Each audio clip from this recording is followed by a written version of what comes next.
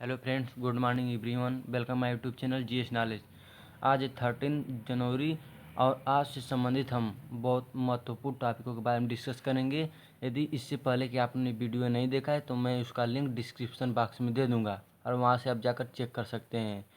यदि दोस्तों आप हमारे चैनल पर नए हैं तो प्लीज़ सब्सक्राइब कीजिए हमारे चैनल को। यदि वीडियो अच्छा लगता है तो प्लीज़ लाइक भी कीजिए। चलिए, आज का हमारा पहला प्रश्न है, कौन सा बैंक आईआईटी कानपुर की मदद से अपने कैंपस में फिनटेक इनोवेशन सेंटर एफआईसी स्थापित करेगा? देखिए, इसका पहला ऑप्शन है एक्सिस बैंक, दूसरा ऑप्शन है एसबीआई बैंक, तीसरा ऑप्शन है पीएनबी बैंक और इसका करेक्ट आंसर जो है पीएनबी बैंक होगा। और यह जो कैंपस स्थापित होगा यह आईआईटी कानपुर में स्थापित होगा। अब हमारा नेक्स्ट क्वेश्चन है, एनएसओ ने 2020 से 21 में भारत की जीडीपी को कितने प्रतिशत तक बढ़ने का अनुमान लगाया है? पहला ऑप्शन है 6.6%, दूसरा ऑप्शन 7.7%, तीसरा ऑप्शन 8.9%। देखिए, एनएसओ का पूरा नाम होता है नेशनल स्टैटिस्टिकल ऑफिस होता है और इसका जो करेक्ट आंसर होगा 7.7% होगा और 7.7% तक बढ़ने का अनुमान लगाया एनसीयू ने। अब हमारा नेक्स्ट क्वेश्चन आता है, 2020 का सबसे बड़ा धर्मार्थ दान किसने किया है? पहला ऑप्शन है जैक डोरसी, दूसरा ऑप्शन टीम कुक, तीसरा ऑप्शन बेजोस। इसका करेक्ट आंसर जेफ बेजोस होगा और ये जो जेफ बेजोस हैं यह अमेजन के सीईओ हैं, यानी हमारा करेक्ट आंसर जेफ बेजोस होगा। इन्होंने ही सबसे बड़ा दान किया है 2020 का। और कितना दान किया हुआ है? $10 बिलियन। इन्होंने $10 बिलियन का दान किया है। अब हमारा नेक्स्ट क्वेश्चन आता है, सरकार ने जम्मू कश्मीर संशोधन अध्यादेश 2021 को जम्मू कश्मीर कैडर के अधिकारी को कैडर में विलय करने के लिए कहा है। एक बार फिर से प्रश्न पढ़ते हैं, सरकार ने जम्मू कश्मीर संशोधन अध्यादेश 2021 को जम्मू कश्मीर कैडर के अधिकारी को कैडर में विलय करने के लिए कहा है। मतलब कि किस राज्य के अधिकारी को कैडर में विलय करने के लिए कहा है? देखिए, इसका जो पहला ऑप्शन है अरुणाचल, दूसरा ऑप्शन है गोवा, तीसरा ऑप्शन है मिजोरम और चौथा इसका ऑप्शन है इनमें से सभी। देखिए दोस्तों, जो अरुणाचल प्रदेश है यहाँ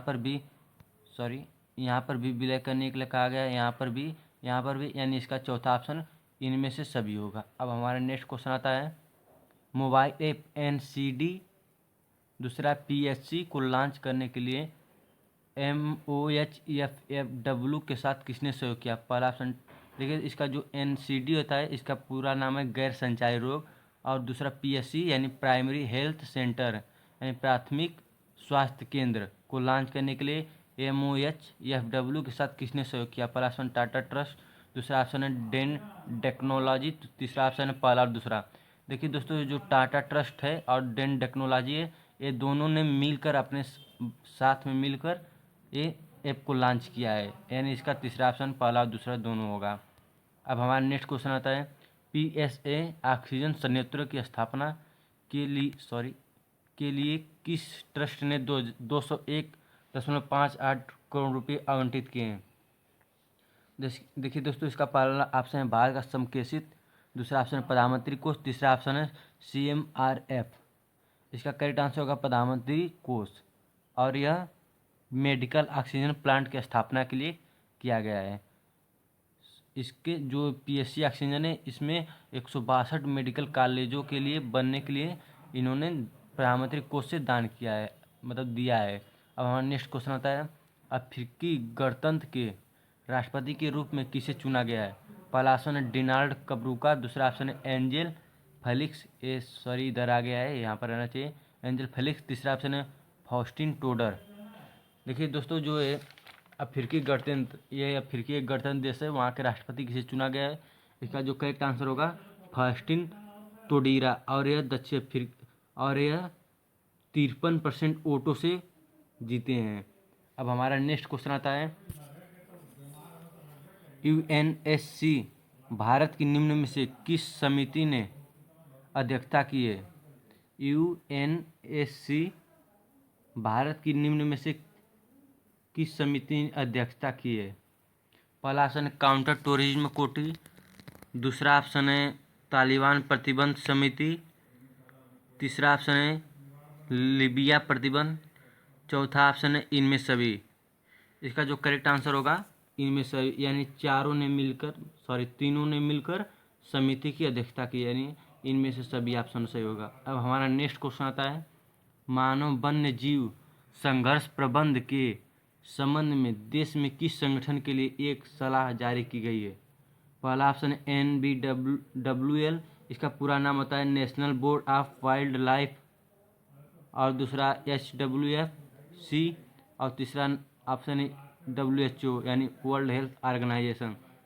और इसका जो करेक्ट आंसर होगा वह NBW होगा, और यह अपने 60वीं बैठक में मानव जीवन प्रबंध के लिए सलाह जारी की है।